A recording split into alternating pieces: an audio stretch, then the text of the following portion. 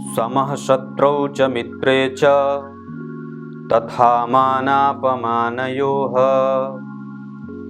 शीतोष्णसुखदुःखेषु समः संगविवर्जितः।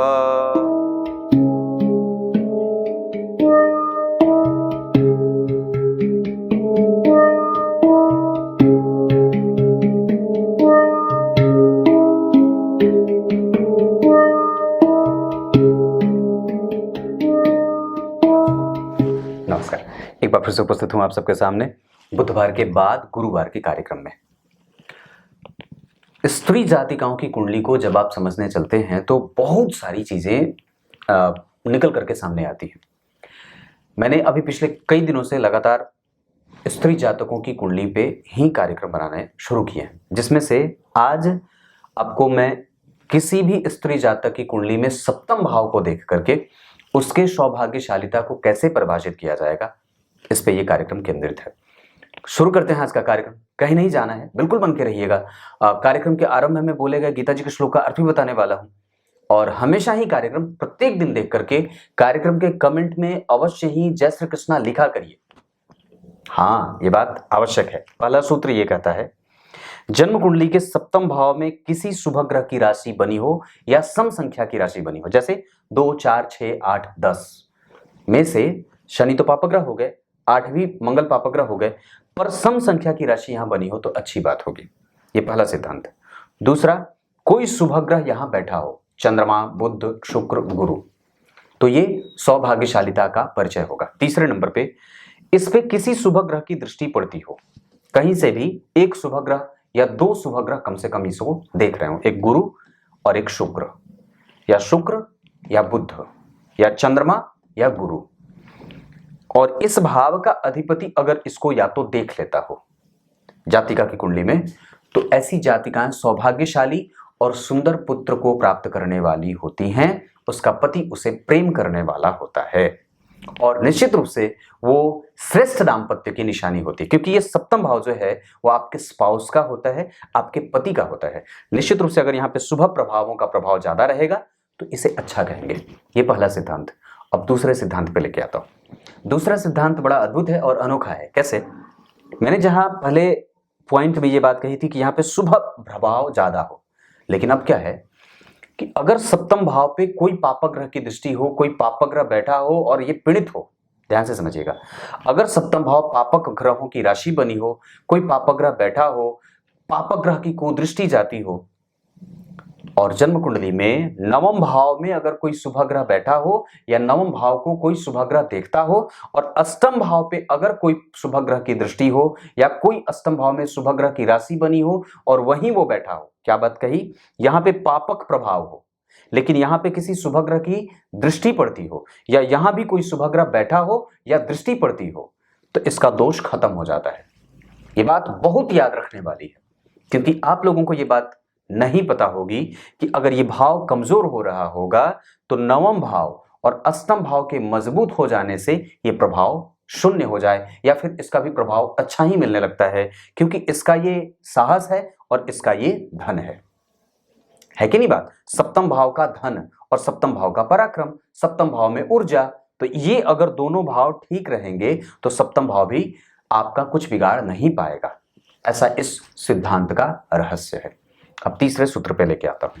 जन्म कुंडली में सप्तम भाव से संबंधित तीसरा सिद्धांत ये कहता है कि अगर सप्तम भाव में चंद्रमा बैठे हो अपनी राशि के, मतलब यहाँ पे 4 नंबर लिखा हो, यानी कि मकर लग्न की कुंडली हो, या फिर अगर चंद्रमा यहाँ पे किसी भी तरीके से पीड़ित न होते हो या परेशान न होते हो, या गुरु के साथ बैठे हो या शुक्र के साथ बैठे हो या बुध के साथ बैठे हो, यहाँ वो शनि से प्रभावित ना हो, मंगल से प्रभावित ना हो, राहु से प्रभावित ना हो, तो ये योग बड़े कम जातिकाओं की कुंडली में देखने को मिलता है। और ऐसी अवस्था में वो साक्षात सूर्य के सदृश होती हैं, श्रेष्ठ, साम्रांत, कुलीन और परम तेजस्विनी होती हैं, पति की आयु में वृद्धि करने वाली और सुशील होने के साथ साथ बहुत ही लावण्य युक्त होती हैं। उनके पास कभी भी उनकी जो सुंदरता होती है वो कभी भी कमजोर नहीं पड़ती, वो हमेशा ही दैदीप्यमान होती है और अपने प्रभावों से सबको बहुत ही कोमलता से प्रभावित करने वाली भी होती है।